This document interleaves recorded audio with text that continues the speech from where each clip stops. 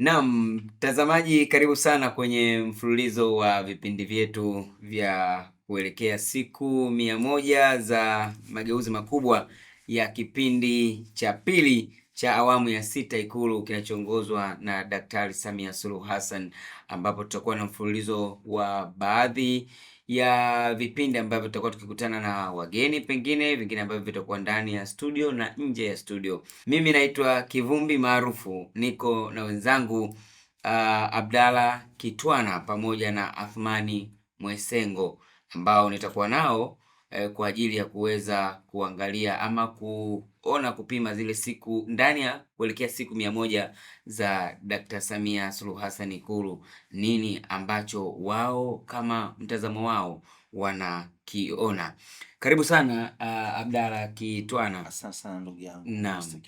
Lakini pia nikukaribishe Athmani Mwesengo kwenye kipindi hiki pia siku ya leo. Nashukuru sana. Kwa kwanza Kitwana, tumeona kutokea uchaguzi tarehe 29 Oktoba 2025. Lakini pia kuna siku 100 za Rais Samia Suluhu Hassan Ikulu tokea kuchaguliwa na kuapishwa kwake, tuseme hivyo. Lakini wewe unapoambiwa siku 100 za Rais Samia Ikulu ambazo watu wanaangalia kwa mageuzi makubwa ya kile ambacho walikuwa wanakitegemea kutoka kwenye utawala huu, unaweza zungumza nini? Kwa nini siku 100 na zisiwe siku 40, zisiwe siku 5? Nashukuru. Siku 100 Mheshimiwa Rais Daktari Samia Suluhu Hassan wakati wa kampeni kuna vitu ambavyo aliahidi ataenda kuvitekeleza ndani ya siku 100. Yeye mwenyewe alijicommit kwenye hilo. Kwa hiyo kwamba sasa sisi wananchi tunatazama, je, katika siku 30, siku 60, 90 mpaka 100 kipi ambacho kitu kimefanyika? Kwa hiyo tunapima na tunaona vitu vingi ambavyo vimefanyika. Tunaridhika na utendaji kazi katika hizi siku 100. Kwa hiyo ni ahadi ya Mheshimiwa Rais mwenyewe. Naam.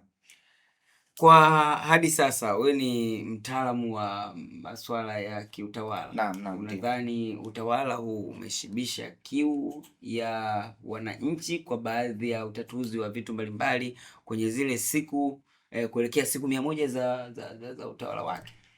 Bila shaka ndugu mtangazaji, unajua kwamba lote lile kwenye kufanyika unaweza ukawa na rasilimali nyingi sana lakini kama hakuna uongozi ulio mzuri inakuwa ni kazi bure. Kwa hiyo katika siku 100 za Mheshimiwa Rais tumeweza kuona vitu vingi sana vinafanyika. Cha kwanza kabisa katika uundaji wa baraza la mawaziri katika wizara mbalimbali kuna mabadiliko makubwa sana tumeyaona kwamba kumbe Mheshimiwa Rais hana kiongozi ambaye huyu ataendelea kuwa naye kwa muda wote.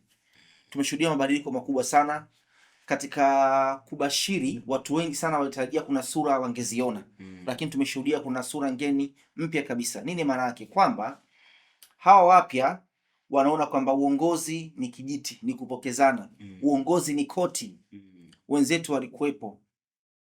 Kwa nini leo hii Mheshimiwa Rais katuweka sisi?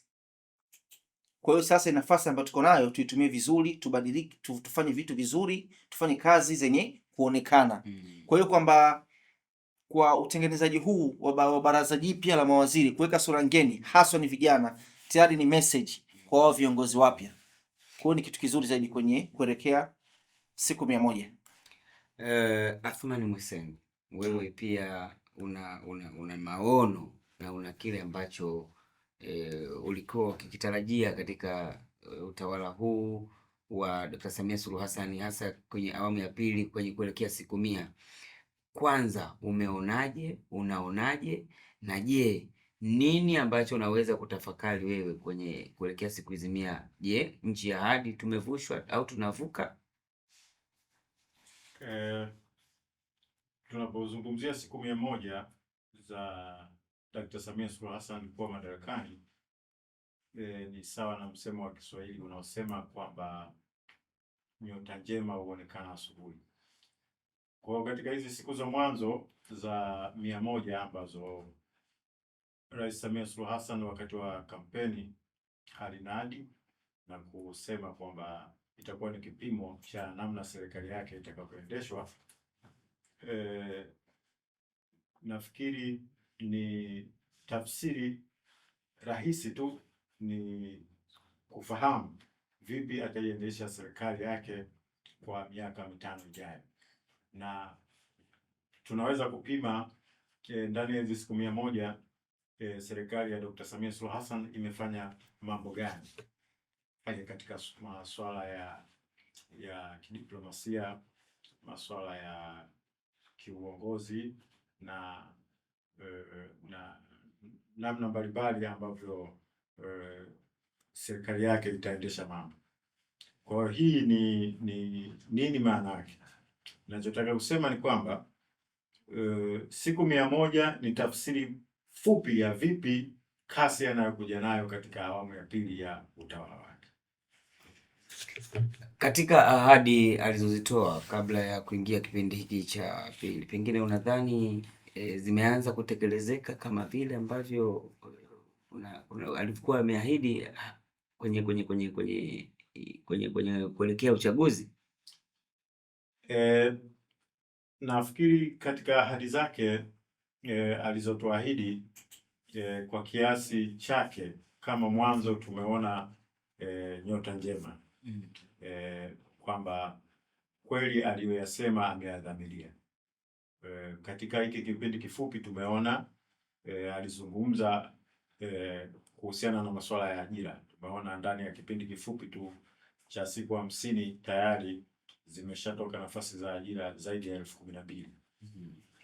Kwa hiyo hii inadhihirisha kwamba yale aliyosema sio kwamba anasema tu ili apigiwe kura, bali anayoyasema ni dhamira ya dhati kabisa katika kuwatetea wananchi wake. Lakini pia si hilo tu la ajira, tumeshuhudia pia katika sekta ya michezo namna ambavyo amekuwa akiwaunga mkono wana michezo. Huko awamu iliyopita tuliona jinsi alivyovitoa na kuviunga mkono vilabu vyetu vya Simba na Yanga na vingine ambavyo vilikuwa vinashiriki mashindano ya kimataifa. Na sasa hivi ndani ya utawala wake kwa mara ya kwanza tumeshuhudia timu yetu ya taifa ikifika 16 bora na imefanya vizuri ikishindana na timu vigogo ambao vilitolewa jasho na timu yetu ya taifa ambayo ilikuwa ikijulikana kama kichwa cha mwenda wazimu. Masuala adimu kabisa ambayo tumeshuhudia katika uhai wetu huo na kipindi chetu hiki ambacho sisi tupo. Naam, Abdalla Kitwana, nazungumza tena na wewe kwamba kwenye masuala haya ya kiuongozi, pengine tumeona nguvu ya baadhi ya mawaziri ama viongozi waliokabidhiwa dhamana kwenye mambo mbalimbali. Nguvu hii unadhani ni kwa sababu ya kukazia kwenye hizi siku 100 ama unadhani ni kwamba watu wameamua kuchapa kazi kweli? Wewe unalionaje kiongozi hili koje? Kwa sababu zikitoka hizi siku 100 tutegemee mambo yaendelee pengine kama tulivyokuwa tumezoea zamani, utaratibu ule watapoa au wanaendelea hivi ni mchaka? Unaona uongozi wa aina gani? Watu wameamua kuchapa kazi na weredi unazingatiwa. Nini maana yake? Tumeshuhudia waziri mpya kijana kabisa anatembea kwenye vijiji, kata mbalimbali kusikiliza kero za wananchi mbalimbali. Lakini pia tumeshuhudia kwamba kwenye kipindi kama hiki katika siku hizi 100 majengo madarasa mbalimbali yanamaliziwa, yanajengwa kufikia mwezi kama shule zimefunguliwa, vijana waende shule.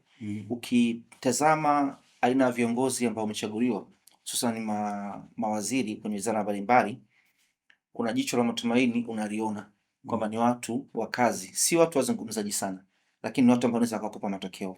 Kwa bila shaka kutakuwa kuna maendelezo mzuri kabisa. Na Mheshimiwa Rais yupo anawatazama. Kwa hiyo kwamba ukifanya vizuri utaendelea. Yupo anawatazama. Kwa hiyo sina hofu na hilo. Kazi itafanyika vizuri sana. Naam.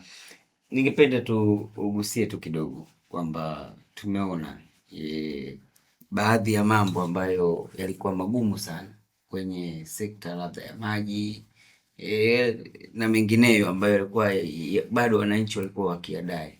Kwa asilimia ngapi nadhani kuelekea hizo siku 100 unaweza kudhani imetimizwa? Tukizungumza yale ambayo wananchi walikuwa wakiadai katika kipindi hiki tunaweza kuyapimaje ndani ya siku hizi 100? Naweza kusema kwamba yale madai ya wananchi mengi serikali imekuwa ikiyachukulia kwa uzito.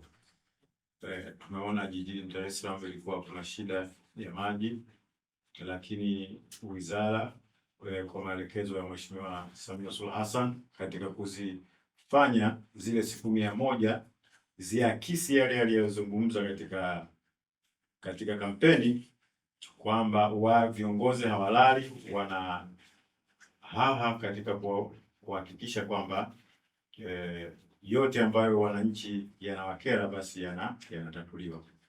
Lakini Mheshimiwa Rais pia ameenda mbali zaidi kiasi kwamba hata yale ambayo yalikuwa hakuyaahidi katika hizi siku 100 wakati wa kampeni, lakini yamejitokeza kaamua kuyafanya.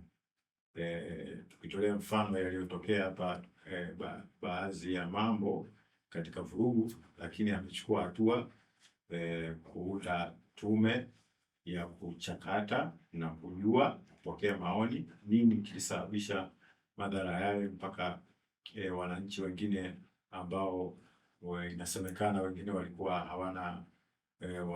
hawako katika matukio ya vurugu, lakini wamepatwa na madhara.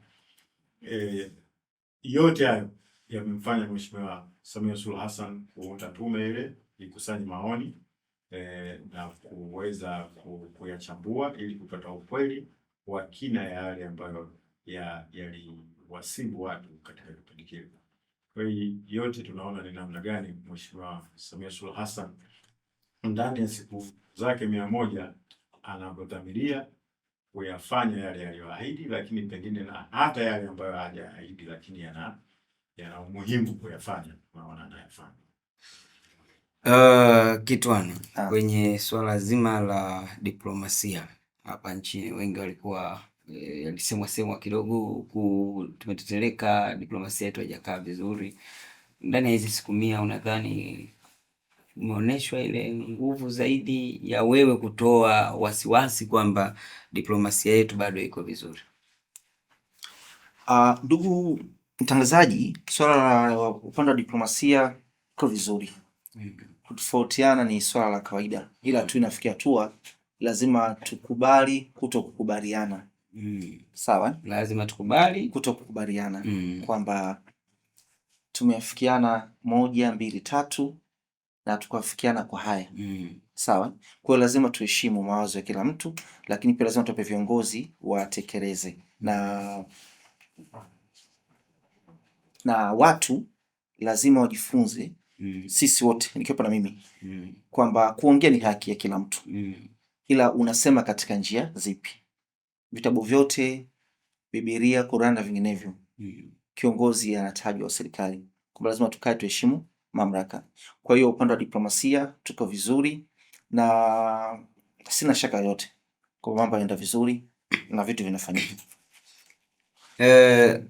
Mwesongo, kipi ambacho unaweza ukatuambia ndani ya hizi siku 100, pengine ushauri wako kwenye serikali, wananchi, nini hasa wafanye katika kuendeleza utulivu, amani, lakini pia kwenye kuzikamilisha hizi siku 100? Kitu gani unaweza ukawa nacho kuzungumza na wananchi au serikali? Kwanza kabla ya kutoa ushauri kwa wananchi au serikali kuelekea hizi siku 100, nilikuwa pia nataka nirudishe pia mjadala nyuma kidogo, tuzungumzie yale mafanikio mazuri yaliyopatikana kutokana tu na utulivu wa hizi siku chache hapa baada ya misukosuko iliyotokea. Utulivu uliopatikana katika kipindi hiki umetusababishia sisi kama taifa katika upande wa mapato, sisi kama expert wa mapato pia tuna jicho letu tunaweza kuona. Ukiangalia upande wa bandari na mamlaka ya mapato Tanzania TRA, namna kazi nzuri walioifanya katika kipindi hiki tu ambacho mpaka kufikia kota hii ya kutoka mwezi wa 9 kuja wa 12, TRA peke yake imekusanya zaidi ya trilioni 4.13 ambao ni zaidi ya malengo waliyojiwekea, na bandari kupitia DP World imeweza kukusanya mapato mengi. Unajua wakati kabla ya DP World yaingia bandari yetu, pesa ambayo ilikuwa inapatikana mwaka mzima kama makusanyo ya bandari, sasa hivi inapatikana ndani ya miezi 4 au 3. Kwa hiyo kitu hiko ambacho kilikuwa sasa hivi bandari imekuwa ni uti wa mgongo wa mapato ya taifa ambayo inatuendeshea nchi yetu, inaakisi namna gani dhamira na maono ya Mheshimiwa Samia Suluhu Hassan yanavyoweza kuleta tija. Kwa ndani ya siku 100 tu tumeweza TRA kutuingizia trilioni 4.13, ni kitu kikubwa sana. Lakini haya yote yanapatikana kwa sababu ya utulivu. Utulivu ndio kila kitu. Kwa hiyo mimi, ukija katika swali lako ambalo umeniuliza kwamba una ushauri gani kwa wananchi na viongozi, mimi ushauri wangu ni ule ule tu ambao mara nyingi na wahasa wa Tanzania wenzangu, ni tuhakikishe kila mmoja play part yake katika kuhakikisha kwamba nchi inakuwa tulivu, ili tuweze kupata maendeleo tunayokusudia. Na nikirecall kile ambacho alishawahi kusema Rais wa Msumbiji Samora Machel, aliwahi kusema ukimuona kiongozi wa Afrika anashangiliwa au kusemwa vizuri na wazungu, basi mtambue kwamba ameshawauza. Kutokana na hilo ambalo alishawahi kulizungumza kiongozi mkubwa wa Kiafrika ambaye naye alipata misukosuko mingi, tunaweza tukajifunza sisi kupenda viongozi wetu. Tuhakikishe viongozi wetu tunawapa utulivu ili na wao watutumikie kama inavyotakiwa. Tukiwapa misukumo mibaya wakaenda wakawa hawapati utulivu, kuna njia za shortcut za kiongozi kuweza, kama anataka kulinda tu madaraka yake, anaweza akawa anasikiliza tu mabeberu na kuwatelekeza wananchi, na maisha yake yakaenda katawala mpaka muda wake anaotaka akatoka bila kuwajali nyingi. Na tumeona tawala nyingi za ambazo zinalindwa na mabeberu, hata kama wananchi hawanufaiki nazo, zinaendelea tu kutawala smooth. Sasa ikiwa kama mwananchi mwenye akili nzuri, unatakiwa wewe kwa nafasi yako kuhakikisha unampa utulivu kiongozi, ili aweze kukufanyia yale ambayo amekuahidi au wewe unayatamani. Hilo ndilo kubwa ambalo ningependa kuwashauri wananchi wenyewe na viongozi, kuhakikisha hawa ambao wamewachagua wanatekeleza mambo yao, lakini hayo yote yanawezekana ikiwa sisi sote tutakuwa wamoja.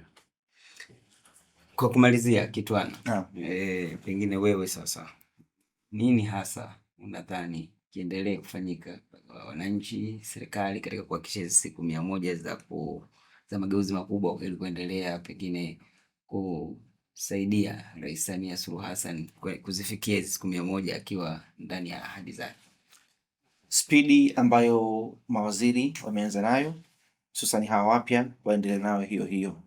Lakini pia kuendelea kushuka zaidi chini vijijini kwa wananchi, kuzungumza nao ni kitu kizuri zaidi, na lazima tuwe tuna sense of ownership, kwamba kila mwananchi awe proud, ajivunie kufanya kitu kwa faida ya taifa lake. Kwa sababu ndugu yangu, tumezaliwa kwenye hii nchi, tunaishi hapa, tutakufa hapa na tutazikwa hapa.